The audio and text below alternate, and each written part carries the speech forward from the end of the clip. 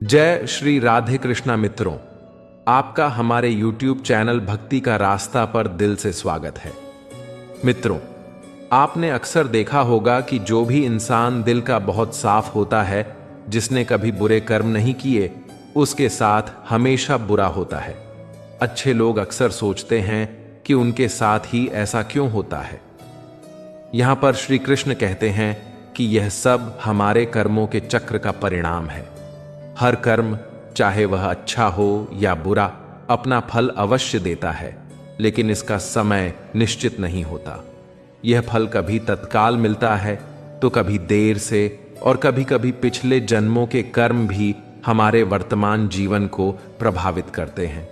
मित्रों, यह बात अक्सर हमारे मन में सवाल उठाती है कि जो लोग स्वभाव से अच्छे होते हैं, दूसरों की मदद करते हैं और हमेशा अच्छा व्यवहार रखते हैं, वे क्यों अधिक दुखी और परेशान रहते हैं, जबकि स्वार्थी लोग बिना किसी मुश्किल के जीवन में तरक्की करते दिखते हैं। यह सवाल हमें परमात्मा की न्याय संगतता पर भी सोचने पर मजबूर करता है। इस स्थिति का उत्तर समझने के लिए हमें गहराई से विचार करना होगा।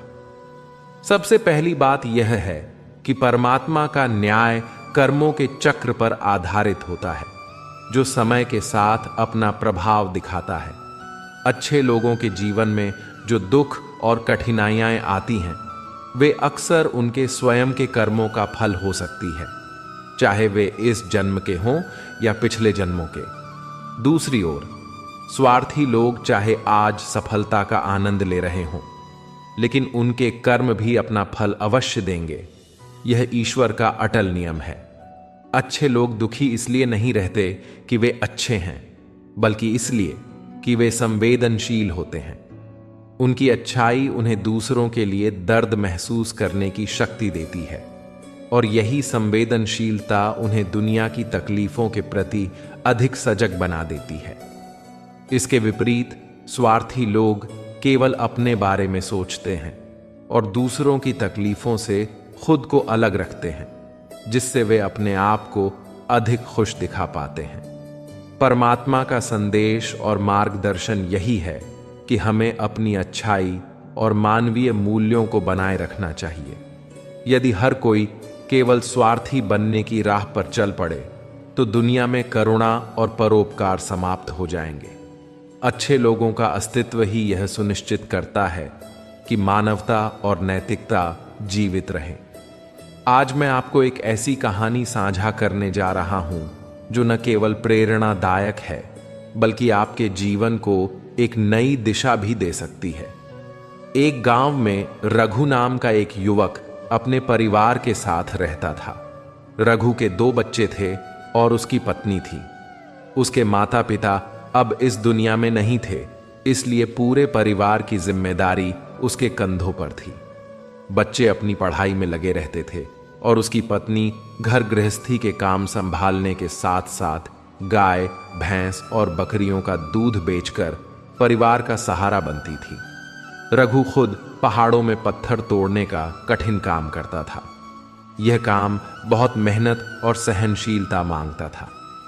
पूरे दिन का श्रम करने के बाद जब रघु रात को थका हारा घर लौटता, तब भी अगर गांव का कोई व्यक्ति उससे मदद मांगने आता, तो वह कभी इनकार नहीं करता था। रघु के जीवन का एक ही सिद्धांत था, अगर मैं दूसरों की मदद करूंगा तो परमात्मा हमेशा मेरा साथ देंगे और मेरे साथ कुछ बुरा नहीं होगा। वह इस सिद्धांत में अटूट विश्वास रखता था, चाहे कोई अनजान व्यक्ति ही क्यों ना हो। अगर वह मदद मांगने आता तो रघु अपने घर के काम छोड़कर भी उसकी सहायता के लिए तैयार हो जाता था, जिस वजह से उसकी पत्नी बहुत परेशान रहती थी और अक्सर रघु को समझाने की कोशिश करती थी कि सबसे पहले अपना काम करो, अपने परिवार को देखो। 2 बच्चे हैं हमारे और फिर भी आप दूसरों के काम करने में लगे रहते हो। अरे, अपने घर को तो संभाल लो, अपना घर संभल नहीं रहा, दूसरों की मदद करने चले हैं। जब ऐसी बातें रघु के कानों में पड़ती तो उसके हृदय में कांटा सा चुभने लगता था और उन दोनों के बीच लड़ाई झगड़ा शुरू हो जाता था। अक्सर उनके झगड़ों का यही सबसे बड़ा कारण होता था। लेकिन ना तो रघु अपने आप को बदल पाया और ना ही उसकी पत्नी ने उसे समझाना कभी बंद किया। इसी वजह से आए दिन उनके घर में क्लैश होता रहता था। जहां तक गांव वालों की बात थी, वे रघु के स्वभाव को अच्छी तरह जानते थे। वे जानबूझकर ऐसे काम जो उनके सामर्थ्य में भी होते थे और आसान थे, रघु से करवाने के लिए बुलाते। कहने का अर्थ यह है कि गांव वाले रघु के भोलेपन का फायदा उठाते थे। वे उसका लाभ उठाते और पीछे से उसका मजाक उड़ाते, उसे बेवकूफ कहकर संबोधित करते थे। ऐसे ही समय बीतता रहा और एक दिन रघु की पत्नी बहुत ज्यादा बीमार पड़ गई। रघु ने जो कुछ भी सेवा हो सकती थी वह सब अपनी पत्नी के लिए किया। उसने गांव के वैद्य को बुलाकर अपनी पत्नी की जांच करवाई, लेकिन वैद्य ने कहा, यह रोग मेरे इलाज के बाहर है। अगर तुम अपनी पत्नी को नगर के किसी बड़े वैद्य को दिखाओगे तो ही उसकी जान बच सकती है। जल्दी से जल्दी नगर पहुंचने की व्यवस्था करो, नहीं तो तुम्हारी पत्नी के प्राण संकट में पड़ जाएंगे। यह सुनकर रघु के पैरों तले जमीन खिसक गई।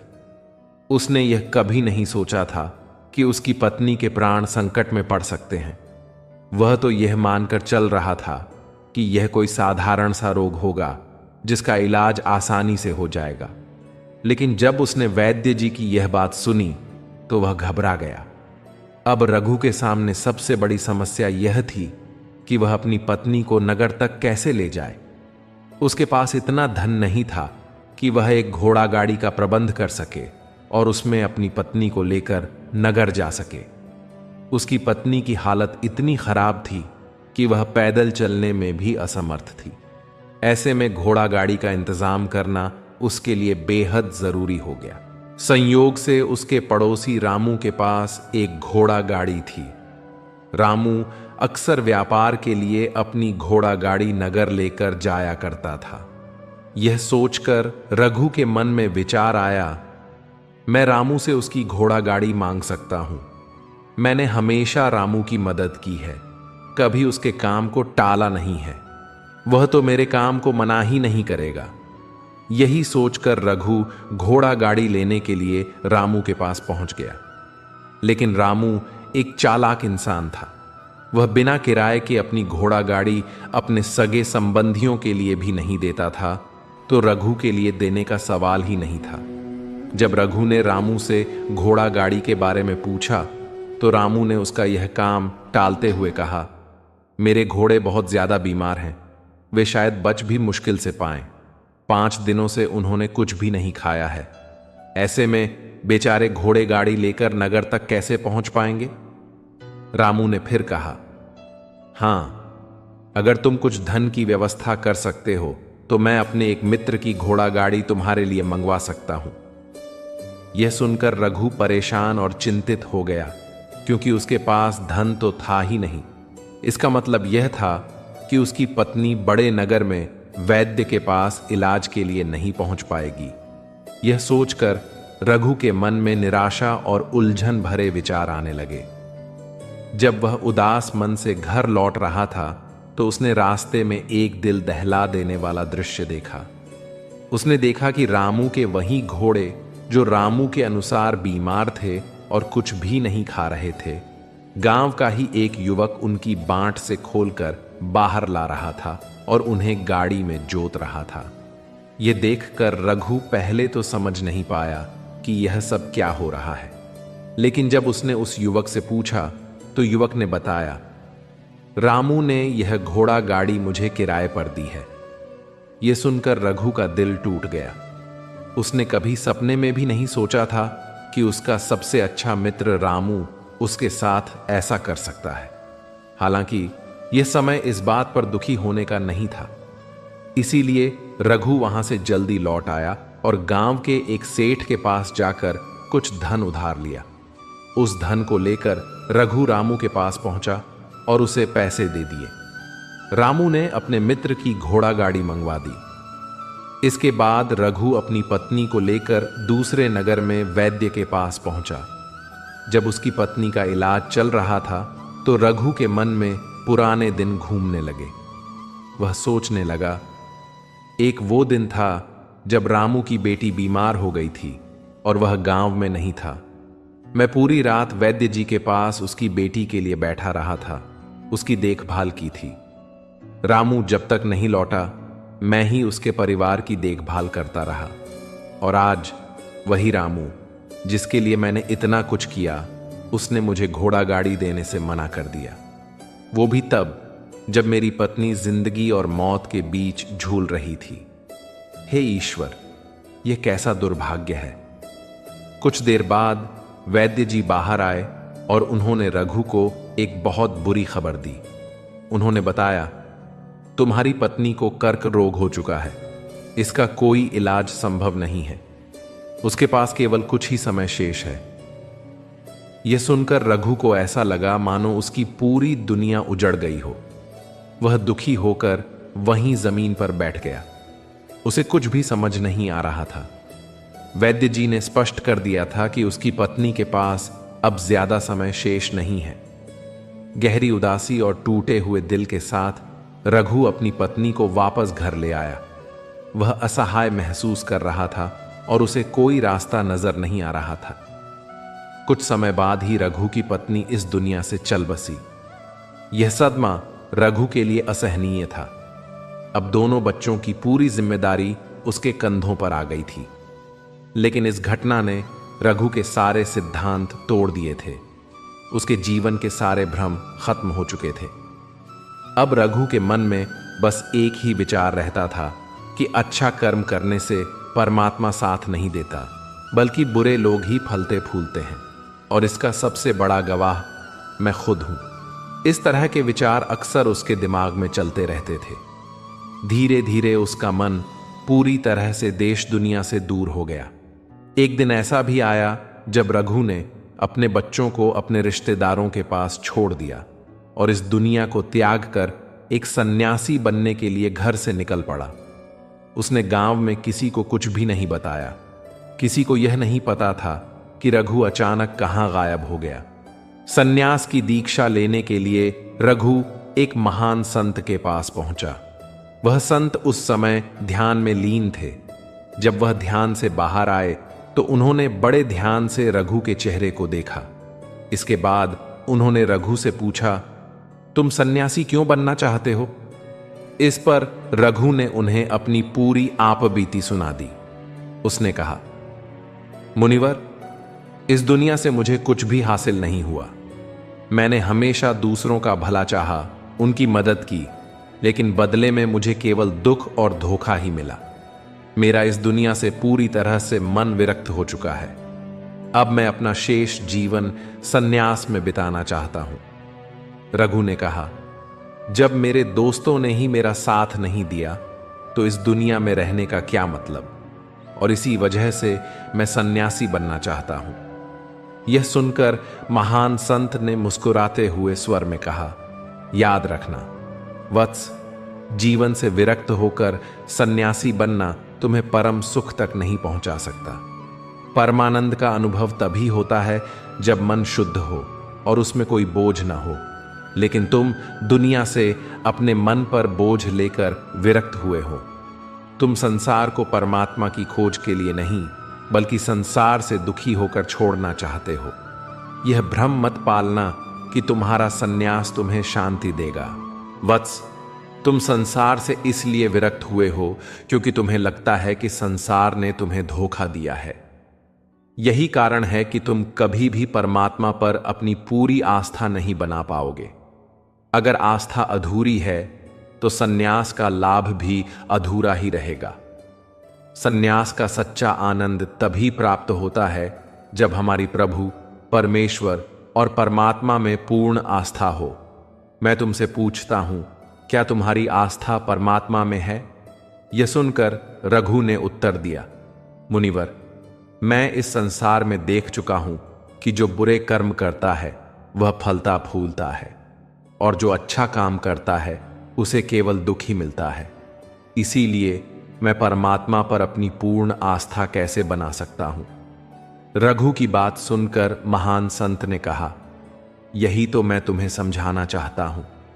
वत्स, यदि तुम अपनी पूरी ऊर्जा सन्यासी जीवन में लगा दो और उसके बाद भी तुम्हें फल न मिले तो तुम्हें कैसा लगेगा?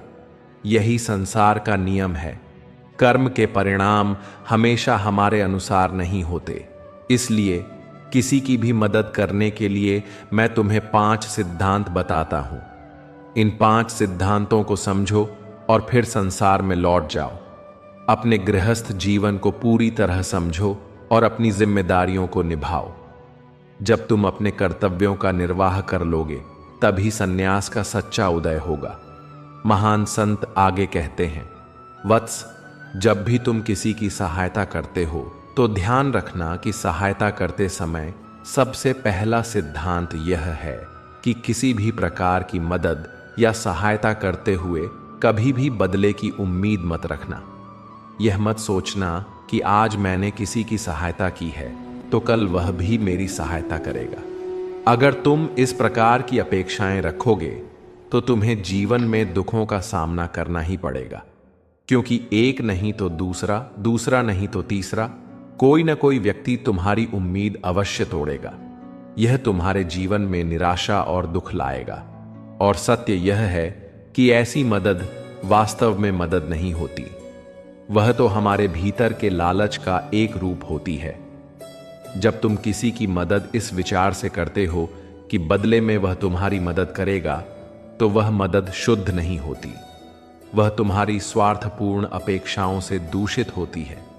यह लालच तुम्हें उस ओर खींचता है जहां तुम्हें लगता है कि मदद करने वाला व्यक्ति धनवान है या तुम्हारे काम आ सकता है, और इस लालच के कारण तुम्हारा मन उस व्यक्ति की मदद करने में झिझकता है जिसे वास्तव में मदद की आवश्यकता होती है, भले ही वह गरीब हो।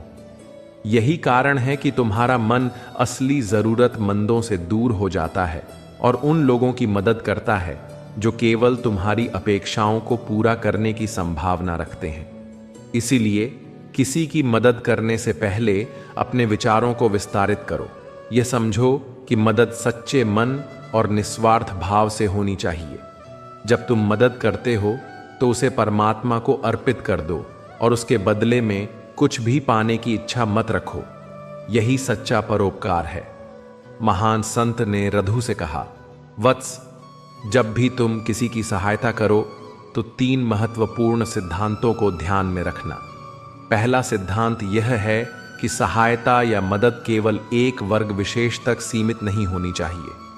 मदद का भाव सबके लिए समान होना चाहिए। जरा सोचो, एक तरफ तुम्हारा धनी मित्र है जिसके पास पहले से ही धन और संपत्ति है, और दूसरी ओर एक गरीब औरत है जो भूखी बैठी हुई है।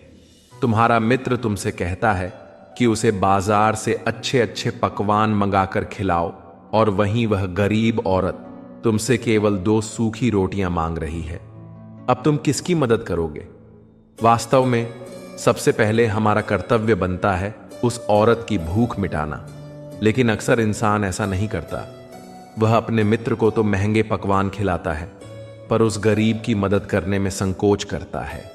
यह निस्संदेह हमारी सोच में सुधार की आवश्यकता को दर्शाता है। दूसरा सिद्धांत यह है कि सहायता करते समय हमारा लालच और स्वार्थ उससे कभी नहीं जुड़ना चाहिए। अक्सर लोग सहायता इसलिए करते हैं क्योंकि वे भविष्य में उससे किसी लाभ की उम्मीद रखते हैं। वे अपनी मदद को भविष्य की योजना का हिस्सा बना लेते हैं। यह मदद सच्ची नहीं होती। यह परमात्मा के द्वार को खटखटाने वाली सहायता नहीं है। वास्तव में यह केवल एक स्वार्थ है जिसे हम मदद का नाम देते हैं। याद रखना, सच्ची मदद निस्वार्थ होती है और उसमें किसी प्रकार की अपेक्षा का स्थान नहीं होता। तीसरा और अंतिम सिद्धांत यह है कि मदद हमेशा अपनी सामर्थ्य के अनुसार करो। कभी भी किसी की इतनी सहायता मत करो कि तुम्हारा अपना परिवार और बच्चे कष्ट में जीवन बिताएं। यदि मदद करना तुम्हें और तुम्हारे प्रियजनों को मुश्किलों में डाल देता है तो वह सहायता सच्ची नहीं है। इसलिए अपनी जिम्मेदारियों और दायित्वों को समझते हुए मदद करो। महान संत ने रधु से कहा, वत्स, जीवन में सबसे पहले हमारा कर्तव्य अपने परिवार के प्रति होता है। हमारा पहला फर्ज यह है कि हम अपने परिवार को सुखी रखें, उनकी ज़रूरतें पूरी करें। इसके बाद दूसरों की मदद करना आता है, लेकिन अक्सर लोग इस क्रम को उलट देते हैं। वे दूसरों की मदद पहले करते हैं और अपने परिवार को कम तवज्जो देते हैं। इसका परिणाम यह होता है कि परिवार में लड़ाई झगड़े, तनाव और आपसी मनमुटाव पनपने लगते हैं। यह हम अपने आसपास के समाज में देखते रहते हैं। दूसरी महत्वपूर्ण बात यह है कि हमेशा अपना कर्म और अपनी जिम्मेदारियां पहले निभानी चाहिए। बहुत बार लोग अपना काम छोड़कर दूसरों की मदद करने के लिए भाग जाते हैं, लेकिन जब वही व्यक्ति बदले में उनकी मदद नहीं करता तो उनका दिल टूट जाता है। वे सोचते हैं कि मैंने तो अपना काम छोड़कर उसकी मदद की थी और अब वह मेरी मदद नहीं कर रहा। इसीलिए याद रखना, अपना कर्म सर्वोपरि है। यही हमारा सबसे बड़ा धर्म है। इस संसार में हमारा जन्म अपने कर्म को निभाने के लिए हुआ है। सबसे अंत में जो बात समझने की है वह यह है कि परमात्मा की मर्जी से ही सब कुछ होता है।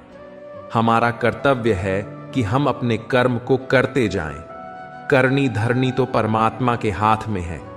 अगर तुम्हें कोई धोखा देता है या तुम्हारे साथ अन्याय होता है तो यह मानकर चलो कि यह सब परमात्मा की इच्छा से हुआ है। हम केवल माध्यम हैं, करवाने वाला तो वही है। जब यह आस्था और विश्वास हमारे मन में पनपता है कि परमात्मा ही सब कुछ करता है तो हमारी सारी शिकायतें दूर हो जाती हैं। इस संसार में जो भी होता है वह अच्छे के लिए होता है। चाहे हमारी बुद्धि आज इसे समझ न सके, लेकिन जीवन के किसी मोड़ पर यह एहसास जरूर होगा कि जो हुआ वह अच्छे के लिए ही हुआ। इसलिए वत्स, सारी शिकायतें और कड़वाहट अपने मन से दूर कर दो। अपना कर्म करते जाओ और सब कुछ परमात्मा पर छोड़ दो। यही जीवन का सच्चा मार्ग है। महान संत ने रघु से कहा, वत्स, अपने ग्रस्त जीवन को पूरी तरह से समझो, उसे पूरी तरह से झेलो। जीवन की वास्तविक जिम्मेदारियां पूरी करने के बाद ही सन्यासी जीवन की नींव रखी जा सकती है। जीवन से भागकर कोई सन्यासी नहीं बन सकता। इसलिए तुम्हारा कर्तव्य है कि तुम वापस अपने गांव जाओ, अपने बच्चों का अच्छे से ख्याल रखो, उन्हें पढ़ाओ, उनका पालन पोषण अच्छे तरीके से करो और अपने परिवार के साथ रहो। यही तुम्हारे लिए उचित मार्ग है। महान संत के वचनों को सुनकर रघु ने उन्हें प्रणाम किया और संत के आदेश को पालन करते हुए अपने गांव लौटने का निश्चय किया। गांव में किसी को यह खबर नहीं थी कि रघु कहाँ गया था और वह क्या ज्ञान लेकर वापस लौटा है। लेकिन अगले दिन सुबह सुबह गांव वालों ने रघु के चेहरे पर एक अलग ही आनंद और एक अलग ही आभा देखी। अब रघु न केवल अपने कर्मों पर बल्कि अपने विचारों पर भी ध्यान देने लगा था।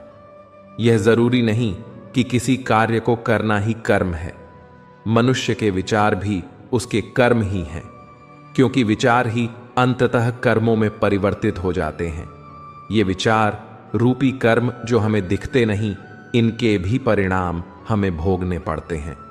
इसलिए जब लोग यह शिकायत करते हैं कि मैंने तो किसी के साथ गलत नहीं किया, फिर मेरे साथ ऐसा क्यों हो रहा है, तो इसका कारण उनके विचार रूपी कर्म हो सकते हैं।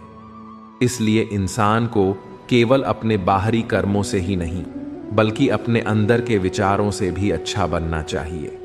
जो व्यक्ति अपने विचारों और कर्मों को पवित्र रखता है वह कभी भाग्य को दोष नहीं देता। वह हर परिस्थिति की जिम्मेदारी स्वयं लेता है और परिस्थितियों को अपने जीवन का हिस्सा मानकर उन्हें स्वीकार करता है। रघु अब पूरी तरह से बदल चुका था। उसने अपने विचारों और कर्मों में संतुलन बनाना शुरू कर दिया। वह अपने बच्चों और परिवार की जिम्मेदारी निभाने में लग गया और अपने जीवन को एक नई दिशा देने लगा। मित्रों, आध्यात्मिक दृष्टि से देखा जाए तो ईश्वर का उद्देश्य सदा सभी का कल्याण करना होता है, चाहे वह व्यक्ति अच्छा हो या बुरा। उनकी हर लीला, हर निर्णय और हर कार्य के पीछे केवल लोक कल्याण की भावना होती है। ईश्वर का न्याय कभी भी किसी को हानि पहुंचाने के लिए नहीं होता, बल्कि यह उनकी दया का ही एक रूप है। यहां तक कि जब वे दंड देते हैं तब भी वह दंड व्यक्ति के उद्धार का ही साधन बनता है। उदाहरण के लिए रावण को मारना न केवल उसके कर्मों का फल था, बल्कि उसे मोक्ष दिलाने का माध्यम भी। रावण के अंत के साथ उसने अपने अहंकार और बुराई से मुक्ति पाई और अंततः आत्मा को परमात्मा में विलीन होने का अवसर मिला। ईश्वर का कार्य केवल दंड या पुरस्कृत करना नहीं है, बल्कि उनके प्रत्येक निर्णय में समस्त सृष्टि के लिए गहन प्रेम और करुणा होती है। उनके द्वारा दी गई हर परिस्थिति, हर कठिनाई और हर खुशी हमारी आत्मा के विकास और कल्याण के लिए ही होती है। यह समझ हमें यह एहसास कराती है कि ईश्वर के कार्यों के पीछे केवल हित और कल्याण की भावना है, भले ही वह पहली दृष्टि में हमें कठोर क्यों न लगे। जीवन में कई घटनाएं ऐसी होती हैं जिन्हें हम तत्काल समझ नहीं पाते या जिन्हें अच्छा नहीं मानते। उस समय वे घटनाएं हमें कठिन, अप्रिय या अन्यायपूर्ण लग सकती हैं, लेकिन जब हम समय के साथ पीछे मुड़कर देखते हैं तो हमें एहसास होता है कि अगर वे घटनाएं न हुई होती तो हमारे जीवन में कुछ महत्वपूर्ण बदलाव या अवसर भी नहीं आते। यह समझने का मतलब है कि हर चीज जो होती है उसके पीछे कोई न कोई कारण अवश्य होता है। हालांकि यह भी सच है कि कुछ घटनाओं का कारण हमें कभी समझ में नहीं आता, शायद जीवन के अंत तक भी नहीं। लेकिन यह विश्वास रखना कि हर घटना में एक गहराई और एक उद्देश्य है, हमारे दृष्टिकोण को सकारात्मक बनाता है। यदि हम यह मान लें कि जो कुछ भी होता है वह हमारे लिए किसी न किसी रूप में अच्छा है, तो यह धारणा हमारे मन और विचारों में एक सकारात्मक ऊर्जा भर देती है। जब हम अच्छा सोचते हैं तो प्रकृति या ब्रह्मांड उसी ऊर्जा को हमारे जीवन में वापस लाती है। इस दृष्टिकोण से हम हर परिस्थिति में अच्छाई खोजने लगते हैं। यह भी एक सच्चाई है कि हमारा दृष्टिकोण हमारे जीवन को आकार देता है। यदि हम नकारात्मकता में फंसते हैं तो हमारी सोच, हमारी ऊर्जा और हमारे कार्य भी उसी दिशा में चले जाते हैं। लेकिन यदि हम हर स्थिति में आशा और सकारात्मकता बनाए रखें तो हम कठिनाइयों में भी अवसर और शिक्षा पा सकते हैं। इसलिए जीवन में सकारात्मक सोच को अपनाना न केवल हमें मानसिक शांति देता है, बल्कि यह हमारे जीवन को समृद्ध और संतुलित बनाता है। हर घटना, चाहे वह छोटी हो या बड़ी, हमारे विकास और अनुभवों का हिस्सा है और यह हमें जीवन को बेहतर ढंग से समझने और जीने का अवसर देती है। श्री कृष्ण कहते हैं, जरूरी नहीं कि मिठाई खिलाकर ही दूसरों का मुंह मीठा करें। आप मीठा बोलकर भी लोगों को खुशियां दे सकते हैं। यह जीवन की एक सुंदर सच्चाई है कि किसी को खुशी देने के लिए भौतिक चीजों की आवश्यकता नहीं होती। जरूरी नहीं कि आप मिठाई खिलाकर ही किसी का मुंह मीठा करें। आपका मीठा और मधुर व्यवहार ही किसी के दिन को खास बना सकता है। शब्दों की ताकत बहुत गहरी होती है। जिस तरह मिठाई खाने से मुंह में मिठास घुलती है, उसी तरह मीठे शब्द दिल में मिठास घोलते हैं। मीठा बोलना न केवल दूसरों के चेहरे पर मुस्कान लाता है, बल्कि यह रिश्तों को मजबूत करने का एक शक्तिशाली साधन भी है। जब आप दूसरों के साथ दया, समझदारी और स्नेह के साथ बात करते हैं तो यह आपके व्यक्तित्व का एक सकारात्मक पक्ष प्रकट करता है। इस व्यवहार से लोग न केवल आपकी इज्जत करते हैं, बल्कि वे आपसे जुड़ने और आपके आसपास रहने की इच्छा भी रखते हैं। मधुर शब्द वह उपहार हैं जो न खर्च होते हैं और न ही खत्म। इसके विपरीत कटु या कठोर शब्द दूसरों के दिलों को चोट पहुंचाते हैं और रिश्तों में खटास पैदा करते हैं। जो बात एक मीठे लहजे में समझाई जा सकती है, वह कठोरता से कहने पर प्रभाव नहीं छोड़ती। इसलिए हर परिस्थिति में भाषा और लहजे को संजीदगी, और विनम्रता के साथ चुनना चाहिए। यह भी याद रखना चाहिए कि मीठा बोलना केवल दूसरों को खुश करने का माध्यम नहीं है, बल्कि यह खुद के मन और विचारों को भी सकारात्मक बनाए रखता है। जब आप दूसरों के प्रति दयालु और सौम्य होते हैं तो आपके अंदर भी शांति और खुशी का अनुभव होता है। जीवन की असली खूबसूरती छोटी छोटी खुशियों में छिपी होती है। अक्सर लोग बड़े लक्ष्य या विशेष उपलब्धियों की प्रतीक्षा करते हैं, लेकिन असली सुख उन साधारण पलों में है जो हमें हर दिन के अनुभवों में मिलते हैं। एक सुकून भरी सुबह, किसी प्रियजन की मुस्कान, बारिश की पहली बूंद या एक दिल से की गई बातचीत, ये छोटी चीजें हमारे जीवन को गहराई और संतोष से भर देती हैं। जब हम छोटी छोटी खुशियों को पहचानना और उनका आनंद लेना सीखते हैं तो हम खुद को हर पल में उपस्थित पाते हैं। यह जीवन में सकारात्मकता और आभार लाने का सबसे सरल तरीका है। बड़ी खुशियों का इंतजार करते हुए अक्सर हम इन छोटी खुशियों को नजरअंदाज कर देते हैं, जो वास्तव में हमारे दिल को सुकून और उमंग से भर सकती हैं। छोटी चीजों में खुशियां ढूंढने का मतलब है कि हम जीवन की साधारण चीजों की सराहना करना सीखें। यह एक कला है जो हमें हर परिस्थिति में आनंद लेने और संतुलित रहने का रास्ता दिखाती है। आखिरकार बड़े सपनों और उपलब्धियों तक पहुंचने का रास्ता भी इन्हीं छोटे छोटे पलों से होकर गुजरता है। श्री कृष्ण कहते हैं, खुशी की तलाश अक्सर उस दुख का कारण बन जाती है जिसे हम जीवन में टालना चाहते हैं। यह तब होता है जब हम खुशी को किसी लक्ष्य, स्थिति, व्यक्ति या चीज में ढूंढने लगते हैं।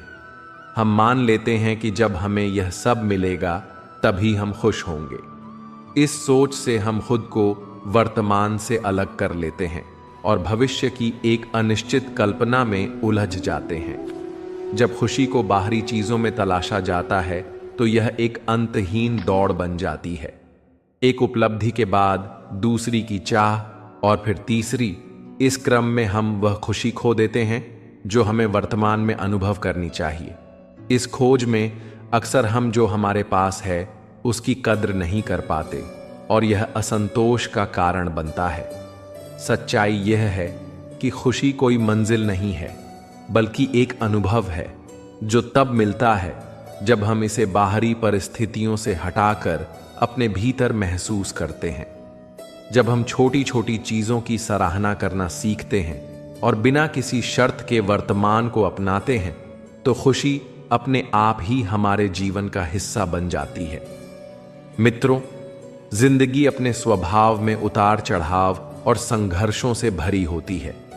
हर व्यक्ति के जीवन में दर्द, चुनौतियां और कठिनाइयां आती हैं, क्योंकि यह जीवन का अभिन्न हिस्सा है। लेकिन असली जिम्मेदारी हमारी है कि हम इन मुश्किल पलों में भी अपनी खुशी खुद तलाशें और जीवन को सकारात्मक रूप से जीना सीखें।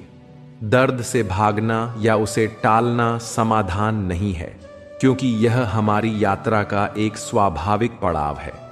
खुशी पैदा करना एक कला है जो हमें दर्द और कठिनाइयों को स्वीकार करने, उनसे सीखने और उन्हें अपने विकास का माध्यम बनाने से आती है। यह हमारे नजरिए और सोच पर निर्भर करता है कि हम चुनौतियों को रुकावट माने या उन्हें अपने आत्मबल को निखारने का अवसर। खुशी कोई बाहरी चीज नहीं है जिसे हम खोजें, यह हमारे भीतर है। इसे हम अपने नजरिए, अपनी सोच और अपने कर्मों के माध्यम से पैदा कर सकते हैं। जब हम जीवन की कठिनाइयों को एक सीख और अनुभव के रूप में देखते हैं तो दर्द भी एक प्रेरणा बन जाता है और खुशी, संतोष और शांति का मार्ग प्रशस्त करता है। इसलिए यह समझना जरूरी है कि जीवन में दर्द आना तय है, लेकिन उससे कैसे निपटना है यह पूरी तरह हमारी सोच, हमारे प्रयास और हमारे नजरिए पर निर्भर करता है। खुशी को अपने भीतर से पैदा करना सीखें और आप देखेंगे कि हर परिस्थिति में जीवन जीने का एक नया और खूबसूरत तरीका मिल सकता है। श्री कृष्ण कहते हैं, जिस प्रकार ध्येय के बिना कर्म व्यर्थ है, उसी तरह प्रसन्नता के बिना जीवन व्यर्थ है, इसलिए सदैव प्रसन्न रहिए। धन से इंसान जीवन की सारी सुख सुविधा तो हासिल कर सकते हैं, परंतु जीवन में सुकून केवल अच्छे कर्मों से ही मिलता है। मुट्ठी बांधे जन्म लिया, हाथ पसारे जाना है इस धरा का, इस धरा पर सब धरा रह जाना है। ये जिंदगी का रंगमंच है दोस्तों। वैज्ञानिक ढूंढ रहे हैं मंगल पर जीवन है कि नहीं, और हम ढूंढ रहे हैं जीवन में मंगल है कि नहीं। लोग कीचड़ उछाले तो परवाह ना करो, इंसान केवल वही दे सकता है जो उसके पास होता है। श्री कृष्ण कहते हैं विश्वास और प्रार्थना दोनों अदृश्य हैं, लेकिन वे असंभव चीजों को संभव बना देते हैं। शुभ प्रभात। महान बनने का कोई विद्यालय नहीं होता। आपके कर्म, वाणी, व्यवहार और आचरण आपको महान बनाते हैं। वक्त, ख्वाहिशें और सपने हाथ में बंधी घड़ी की तरह होते हैं, जिसे हम उतार कर रख भी दें तो भी उनका चलना रुकता नहीं। छोटी सी जिंदगी है, हर बात में खुश रहो। आने वाला कल किसने देखा है? अपने आज में खुश रहो। शब्द और दिमाग से दुनिया जीती जाती है, मन तो आज भी मन से ही जीते जाते हैं। जब विचार, प्रार्थना और इरादा सब पॉजिटिव हो तो जिंदगी अपने आप पॉजिटिव हो जाती है। प्रकृति का काम तो सिर्फ लोगों को मिलाना है। रिश्तों की उम्र क्या होगी यह हमारे व्यवहार पर निर्भर होता है। जिंदगी में आगे बढ़ने के लिए मौसम नहीं, मन चाहिए। हर राह आसान हो जाएगी, बस उसे करने के लिए दृढ़ संकल्प चाहिए। भ्रम हमेशा रिश्तों को बिखेरता है और प्रेम से अजनबी भी अपने बन जाते हैं। ईश्वर का दर्शन और मित्र का मार्गदर्शन दोनों ही जीवन को प्रकाशित कर देते हैं। महान बनने का कोई विद्यालय नहीं होता। आपके कर्म, वाणी, व्यवहार और आचरण आपको महान बनाते हैं। कहने को तो सभी रिश्ते अच्छे होते हैं, पर जो रिश्ते समय पर साथ दें वही सच्चे होते हैं। हमारा सम्मान इकलौती ऐसी चीज है जिसका भाव हम खुद तय करते हैं। अच्छी सोच। केवल रक्त संबंध से ही कोई अपना नहीं होता। प्रेम, सहयोग, विश्वास, निष्ठा, सुरक्षा, सहानुभूति और सम्मान, ये सभी ऐसे भाव हैं जो पराये को भी अपना बनाते हैं। आंखें स्पर्श से ज्यादा वास्तविक भावनाएं व्यक्त करती हैं। स्पर्श शब्दों से ज्यादा देखभाल को दर्शाता है, लेकिन शब्द अगर सही तरीके से इस्तेमाल किए जाए तो आंखों को नम कर सकते हैं और स्पर्श को भी। यदि आप असफलता से डरते हैं तो आप सफल होने के लायक नहीं। बहुत से रिश्ते इसलिए भी खत्म हो जाते हैं क्योंकि एक सही बोल नहीं पाता और दूसरा सही समझ नहीं पाता। श्री कृष्ण कहते हैं रिश्ते ऐसे होने चाहिए जिन्हें निभाने के लिए कोई विधि विधान की जरूरत न हो और याद रखने के लिए तारीख या तिथि की जरूरत न हो। सुंदरता की कमी को अच्छा स्वभाव पूरा कर सकता है, लेकिन स्वभाव की कमी को सुंदरता से पूरा नहीं किया जा सकता। माना कि आप किस्मत का भाग्य नहीं बदल सकते, लेकिन अच्छी प्रेरणा देकर किसी का मार्गदर्शन तो कर सकते हैं। भगवान कहते हैं जीवन में कभी मौका मिले तो सारथी बनना नहीं। अगर आप किसी चीज के सपने देख सकते हैं तो आप उसे हासिल भी कर सकते हैं। बोलते वक्त आप अपने पुराने ज्ञान को दोहराते हैं, परंतु सुनते वक्त आप नया ज्ञान अर्जित करते हैं। इसलिए बोलें कम और सुने ज्यादा। व्यवहार वह सीढ़ी है जिससे आप मन में भी उतर सकते हैं और मन से भी। इंसान का वजन हर बार तौलने से ही नहीं, कई बार बोलने से भी पता चल जाता है। जीभ जलने पर लोग चाय नहीं छोड़ते, तो एक बार फेल होने से मैं मेहनत कैसे छोड़ दूं। बारिश की बूंदें भले ही छोटी हों, लेकिन उनका लगातार बरसना बड़ी नदियों का बहाव बन जाता है। वैसे ही हमारे छोटे छोटे प्रयास भी जिंदगी में बड़ा परिवर्तन ला सकते हैं। सबसे खराब समय को झेलने वाला व्यक्ति सबसे अच्छे समय का निर्माण करता है। कुछ रिश्ते मुनाफा नहीं देते, पर जिंदगी जरूर अमीर बना देते हैं। कुछ लोग अपनी अकड़ की वजह से कीमती रिश्ते खो देते हैं और कुछ लोग रिश्ते बचाते हैं। किसी को समझने के लिए हमेशा भाषा की आवश्यकता नहीं होती, कभी कभी उसका व्यवहार बहुत कुछ कह देता है। जो आपका गुस्सा सहन करके भी हमेशा आपका साथ दे, उससे ज्यादा पवित्र प्रेम करने वाला अपना कोई हो ही नहीं सकता। बिना वजह ली गई हाय किसी और का खाया हुआ हक जीवन में तुम्हें कभी ना कभी दुख जरूर देगा। जरूरतें और नींद जिंदगी में कभी पूरी नहीं होती। मुस्कुराने के मकसद न ढूंढिए, वरना जिंदगी यूं ही कट जाएगी। कभी बेवजह मुस्कुरा कर देखिए, जिंदगी भी मुस्कुराएगी। अपनी जिंदगी के किसी भी दिन को मत कोसना, क्योंकि अच्छा दिन खुशियां लाता है और बुरा दिन अनुभव। एक सफल जिंदगी के लिए दोनों जरूरी होती हैं। जिंदगी के रथ में लगाम बहुत है, अपनों के अपनों पर इल्जाम बहुत है। ये शिकायतों का दौर देखता हूं तो थम सा जाता हूं। लगता है उम्र कम है और इम्तिहान बहुत है। जिंदगी भी तमन्नाओं का गुलदस्ता ही तो है, कभी महकती है, कभी मुरझाती है और कभी चुभ जाती है। आजकल इंसान के पास ईमेल है, लेकिन इंसान का इंसान से कोई मेल नहीं है। जब इंसान करवट लेता है तो दिशा बदल जाती है, जब वक्त करवट लेता है तो दशा बदल जाती है। जिंदगी में बहुत लोगों की जरूरत नहीं होती, बस किसी एक की जरूरत होती है जो लफ्जों से ज्यादा खामोशियों को पढ़ सके। हमें जमीर बेचना आया ही नहीं, वरना दौलत कमाना इतना भी मुश्किल नहीं। आप क्या हैं ये जरूरी नहीं है, लेकिन आप में क्या है ये बहुत जरूरी है। बीता हुआ कल आपके दिमाग में है और आने वाला कल आपके हाथ में है। अच्छी नीयत आपको उठाएगी, गंदी नीयत सिर्फ मुंह के बल गिराएगी। मजबूत रिश्ते चीजों के लेन देन से नहीं, सच्ची व शुभ भावनाओं के लेन देन से बनते हैं। दुनिया में लोग बुद्धि अपने पास और धन दूसरे के पास ज्यादा समझते हैं। कर्मों का बही खाता भी दुरुस्त रखिए जनाब। एक दिन इसका भी मार्च आएगा, लेकिन फिर अप्रैल नहीं आएगा। उन्हें छोड़ देना ही उचित है जो आपके होने का मूल्य न जानते हो। जो निभा दे जितना साथ, उस साथ का भी शुक्रिया। जो चला जाए छोड़कर बीच में, उस हाथ का भी शुक्रिया। बहुत छोटी मगर सच्ची बात, आपका स्वभाव ही आपका भविष्य है। काश सब लोग उतने ही अच्छे हो जाएं जितने अच्छे वो स्टेटस डालते हैं। भीगी हुई चीजें ज्यादा भारी होती हैं, जैसे कि दुख से भीगा हुआ मन। मुश्किलों में भी सदा वही हंसते हैं जिनके हृदय में राधे श्याम बसते हैं। उम्र से सम्मान जरूर मिलता है, पर आदर तो केवल व्यवहार से ही मिलेगा। बात सिर्फ समुद्र की नहीं है जनाब, यहां हर शख्स की गहराई में एक खारापन है।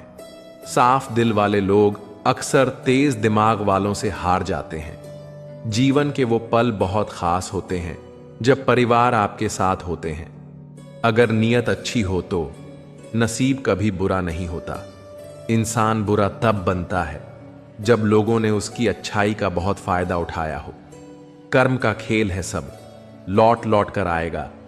आज तुझे रुला रहा है जो, उसे भी रुलाएगा।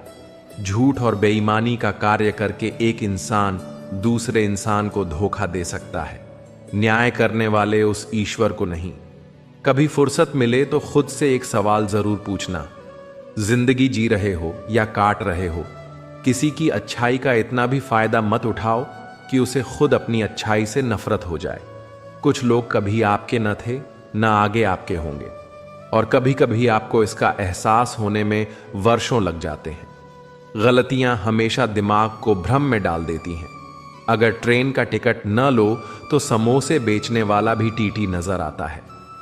कुछ न बचा मेरे इन दो खाली हाथों में, एक हाथ से किस्मत।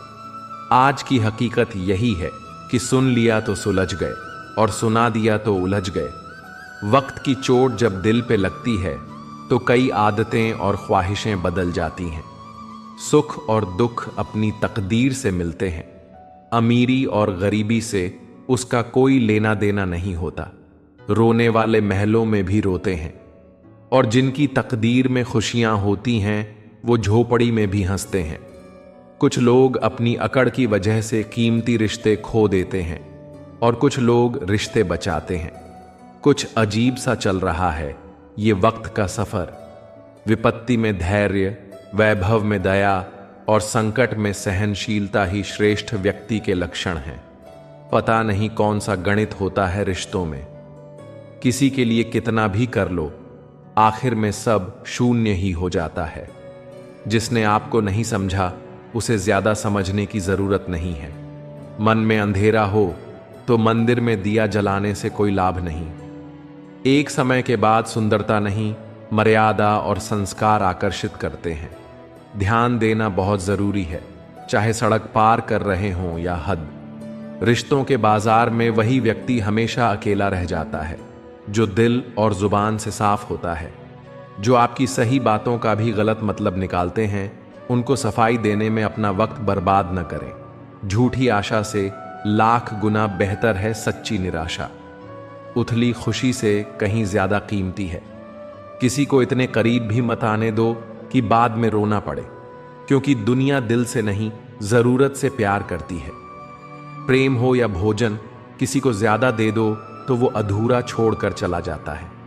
कुछ लोग अपनी अकड़ की वजह से कीमती रिश्ते खो देते हैं और कुछ लोग रिश्ते बचाते। रहने दे उधार एक मुलाकात यूं ही। गुलजार को लोग भुलाया नहीं करते, अकेला भी है। ये दुनिया एक जंगल है मेरे दोस्त, यहां जिंदा वही रहेगा जो बचना नहीं, मारना जानता हो। श्री कृष्ण कहते हैं, स्थिति को स्वीकार करें और एक मुस्कान के साथ आगे बढ़ें। कोई फर्क नहीं पड़ता कि मुस्कान असली है या नकली, क्योंकि किसी को वास्तव में रत्ती भर परवाह नहीं है कि आप कैसी अवस्था में हैं। कुछ ना बचा मेरे इन दो खाली हाथों में। एक हाथ से किस्मत रूठ गई और दूसरे हाथ से देखो मेरी मोहब्बत छूट गई। जिंदगी में खुशियों का तो पता नहीं, पर दर्द टाइम से मिलता है। संगत का फर्क पानी की एक बूंद गर्म तवे पर पड़ती है तो मिट जाती है, कमल के पत्ते पर गिरती है तो मोती की तरह चमकने लगती है, सीप में आती है तो खुद मोती बन जाती है। पानी की बूंद तो वही है, फर्क तो बस संगत का है। आप जिस पर ध्यान देना छोड़ देंगे उसका नष्ट होना स्वाभाविक है। फिर चाहे वह स्वास्थ्य हो, धन हो, संगत हो, व्यापार हो या कोई रिश्ता।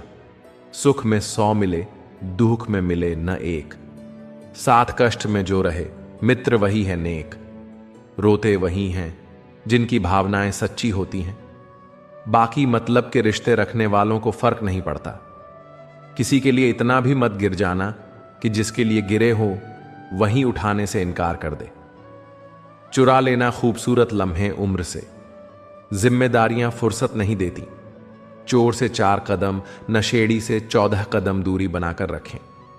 बेचूं क्या सारी परेशानियां, मौत अच्छा दाम दे रही है। और 74 कदम चुगलखोर से दूरी बनाकर रखें। आईने बेचता था, कोई पूछता ना था। जब से मुखौटे रख लिए, धंधा चमक गया। कुछ लोग हमारे इतने शुभ चिंतक होते हैं कि हमारा शुभ होते देख चिंता करने लगते हैं। आज लोग प्यार का मतलब सिर्फ एक लड़के और लड़की के बीच के प्यार को समझते हैं। लोग भूलते जा रहे हैं कि मनुष्य को पहला निस्वार्थ और सच्चा प्यार सिर्फ अपने मां बाप से मिला है। श्री कृष्ण कहते हैं, अच्छा सोचिए, अच्छा बोलिए और अच्छा कीजिए, क्योंकि सब आपके पास लौट कर आता है। पत्थर में एक ही कमी है कि वो पिघलता नहीं, लेकिन यही उसकी खूबी है कि वो बदलता भी नहीं। जैसे कोई रो रहा है तो उसे रोने दो, अपना क्या जाता है। अगर कोई हंस रहा है तो पता करो इतना खुश कैसे रहता है। मुझ में यही एक खराबी है कि मुझे किरदार साफ नजर आते हैं। हम कल्पना से अधिक पीड़ित हैं। कमजोर कोई नहीं होता, मजबूरियां कमजोर बना देती हैं और घटिया लोग इसका फायदा उठाकर खुद को शेर समझते हैं। आंख संसार की हर चीज देखती है, मगर आंख के अंदर कुछ चला जाए तो उसे नहीं देख पाती है। ठीक उसी प्रकार मनुष्य दूसरे की बुराइयां तो देखता है, पर अपने भीतर बैठी बुराइयां उसे दिखाई नहीं देती।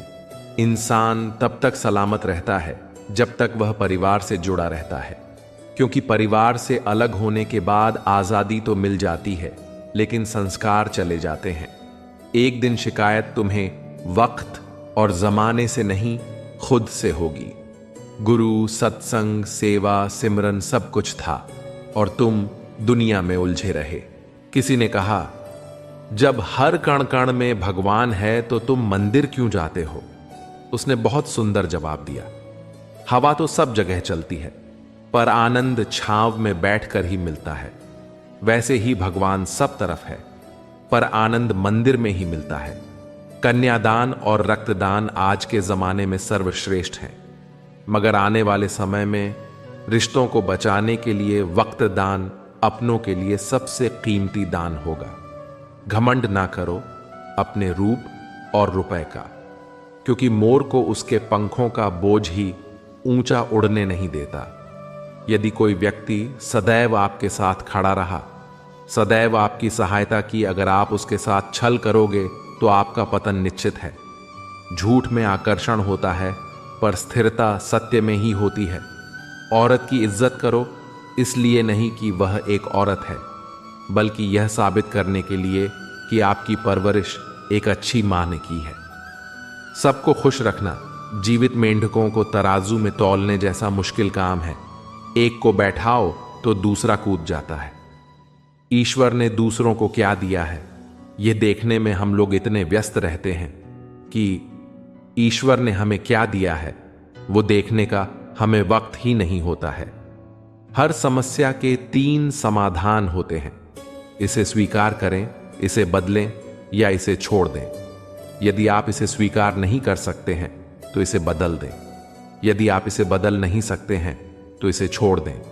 श्री कृष्ण कहते हैं, खुदा आपसे एक सवाल है मेरा, उसके चेहरे क्यों नहीं बदलते जो इंसान बदल जाते हैं? एक अच्छी किताब कितनी भी पुरानी हो, उसके शब्द नहीं बदलते। रिश्तों की भी वही खासियत होती है। मैं स्टेटस इसलिए भी लगाता हूं क्योंकि आजकल लोगों के पास हालचाल पूछने का वक्त हो ना हो, स्टेटस देखने का वक्त निकाल ही लेते हैं। नफरत मत करना हमसे, हमें बुरा लगेगा। बस प्यार से कह देना, तेरी जरूरत नहीं है। वक्त ने दिखा दिया सबकी असलियत, वरना हम तो वह थे जो सबको अपना समझते थे। जीना है तो अकेला जीना सीख लो। आखिरी सांस तक कोई आपका साथ नहीं देगा। हाथों की लकीरों में तुम रहो या ना रहो, लेकिन इस दिल में हमेशा रहोगे। अच्छा इंसान कभी भी मतलबी नहीं होता, बस वह दूर हो जाता है उन लोगों से जिनको उसकी कदर नहीं होती। दीपक का जीवन वंदनीय है, वह दूसरों के लिए जलता है, दूसरों से नहीं। करेले से कड़वे लोग कई बार मुसीबत में काम आ जाते हैं, और शक्कर से मीठे लोग वक्त पर अक्सर धोखा दे जाते हैं। जिन्हें आपके दर्द का एहसास ही ना हो, उनसे शिकायत करना बिल्कुल बेकार है। जिंदगी कितनी भी बुरी क्यों ना हो, जब तक कोई अपना साथ देता है तब तक सब अच्छा लगता है। हर इंसान की 2 कहानियां होती हैं, एक वह जो सबको सुनाता है और दूसरी वह जो सबसे छुपाता है। अच्छे और बुरे लोगों में यही फर्क होता है। अच्छे लोगों की अच्छाइयों में भी लोग उनके खिलाफ होते हैं, और बुरे लोगों की बुराइयों में भी दुनिया उनके साथ होती है। बुरा बनने में और बुरा होने में बहुत फर्क है। अपने काम से काम रखना यह अलग बात है। जो बड़ी बड़ी मुश्किलों को पार कर जाते हैं, अक्सर उन्हें छोटी छोटी बातें रुला देती हैं। अपनी सहनशीलता को बढ़ाइए। छोटी मोटी घटना से हताश मत होइए। जो चंदन घिस जाता है वह भगवान के मस्तक पर लगाया जाता है, और जो नहीं घिसता वह तो सिर्फ जलाने के काम ही आता है। किसी ने हंसाया, किसी ने रुलाया, किसी ने अपनाया, किसी ने ठुकराया। बहुत कुछ मिला, बहुत कुछ गंवाया। कुछ अपनों से सीखा, कुछ जिंदगी ने सिखाया। अहंकार के अंदर इंसान को ना तो अपनी गलतियां दिखती हैं और ना ही दूसरे इंसानों में अच्छी बातें। दुनिया का हर शख्स दर्द का तजुर्बा रखता है, फिर भी वह दूसरों का दर्द नहीं समझता है। फिक्र में रहोगे तो खुद जलोगे, और बेफिक्र रहोगे तो दुनिया जलेगी। दिखावे की दुनिया है जनाब, यहां हर खूबसूरत चीज अच्छी हो यह जरूरी नहीं। इंसान का सबसे बेहतरीन साथी उसकी सेहत है। अगर उसका साथ छूट जाए तो वह रिश्तों के लिए बोझ बन जाता है। जिंदगी में हर इंसान ने कभी ना कभी यह जरूर सोचा होगा कि भगवान के अलावा सब धोखेबाज हैं। बहुत महंगी पड़ती है वह मोहब्बत जिसमें खुद को सस्ता कर दिया जाता है। उम्र का बढ़ना तो दस्तूर है, महसूस ना करो तो बढ़ती कहाँ है। जिसकी जैसी सोच वह वैसी कहानी रखता है। कोई परिंदों के लिए बंदूक तो कोई परिंदों के लिए पानी रखता है। इस जमाने में आप तभी जीत सकते हैं जब आपका दिमाग आपकी भावनाओं से ज्यादा ताकतवर हो। शब्द का भी तापमान होता है, यह सुकून भी देता है और जला भी देता है। मैंने कभी किसी को आजमाया ही नहीं, जितना प्यार दिया उतना प्यार कभी पाया ही नहीं। किसी को मेरी भी कभी कमी महसूस हो, शायद खुदा ने ऐसा मुझे बनाया ही नहीं। आप चाहे कितना भी शिद्दत से निभा लो रिश्ते, लेकिन बदलने वाला इंसान फिर भी बदल जाता है। भूलने वाले तो सारे बच गए, मर तो वो गए जो अपनी मोहब्बत को भुला ना सके। रिश्ते निभाना तो कोई उस पुराने घर से सीखे जो खंडहर बनकर भी जमीन का साथ नहीं छोड़ता। हम भी लगाव रखते हैं पर बोलते नहीं, क्योंकि हम रिश्ते निभाते हैं, तोलते नहीं। हम सब एक दूसरे के बिना कुछ नहीं हैं, यही रिश्तों की खूबसूरती है। बड़े प्यारे होते हैं ऐसे रिश्ते जिन पर कोई हक भी ना हो और कोई शक भी ना हो। गुजरी हुई जिंदगी को कभी याद ना कर, तकदीर में जो लिखा है उसकी फरियाद ना कर। जो होगा वह होकर रहेगा। तू कल की फिक्र में अपनी आज की हंसी बर्बाद ना कर। हंस मरते हुए भी गाता है, मोर नाचते हुए भी रोता है। ये जिंदगी का फंडा है। दुखों वाली रात नींद नहीं आती और खुशी वाली रात कौन सोता है। तकदीर में जिंदगी खेलती भी उसी के साथ है जो खिलाड़ी बेहतरीन होता है। दर्द सबके एक से है, मगर हौसले सबके अलग अलग हैं। कोई हताश होकर बिखर जाता है तो कोई संघर्ष करके निखर जाता है। वक्त से पहले बोले गए शब्द और मौसम से पहले तोड़े गए फल दोनों ही व्यर्थ हैं। मतलब की बात समझना आम लोगों की पहचान है, लेकिन बात का मतलब समझना खास लोगों की पहचान है। हर समस्या के 3 समाधान होते हैं, स्वीकार करो, बदल दो या फिर छोड़ दो। मनुष्य को धोखा मनुष्य नहीं देता है, बल्कि वह उम्मीदें धोखा दे जाती हैं जो वह दूसरों से रखता है। जैसे धुन बदलने पर लोगों का नृत्य बदल जाता है, वैसे ही धन के आगमन पर लोगों का पूरा दृश्य बदल जाता है। तो शुरुआत खुद से कीजिए, दूसरों से नहीं। कल रात आखिरी बार रोकर कुछ जिंदा रिश्तों को दफन दिया मैंने। दुख तो बहुत हुआ, लेकिन अब खुद को संभाल लिया मैंने। ताल्लुक हो तो रूह से रूह का हो। दिल तो अक्सर एक दूसरे से भर जाया करते हैं। कभी कभी मेरी बात भी समझ लिया करो।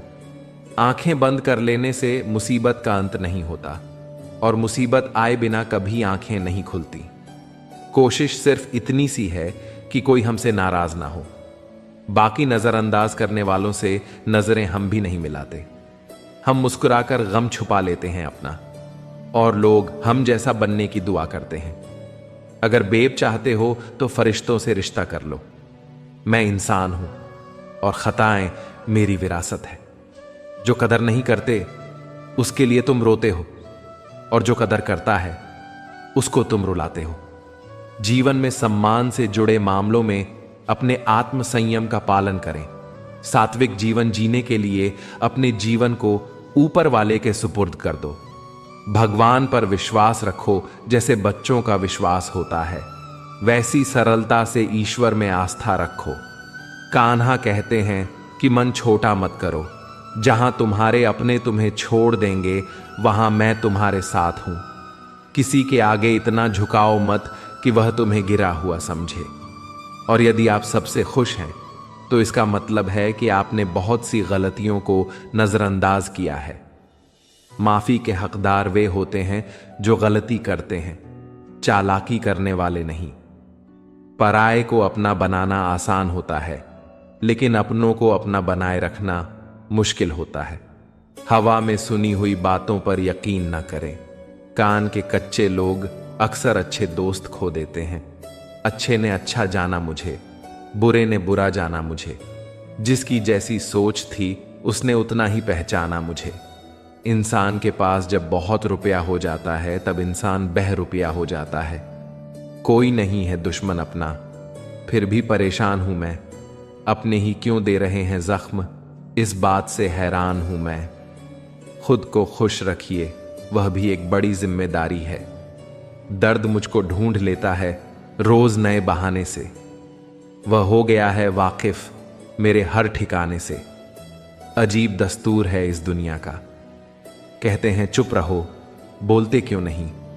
कभी फुर्सत में अपनी कमी पर गौर करना। दूसरों के आईने बने की ख्वाहिश मिट्टी हो जाएगी।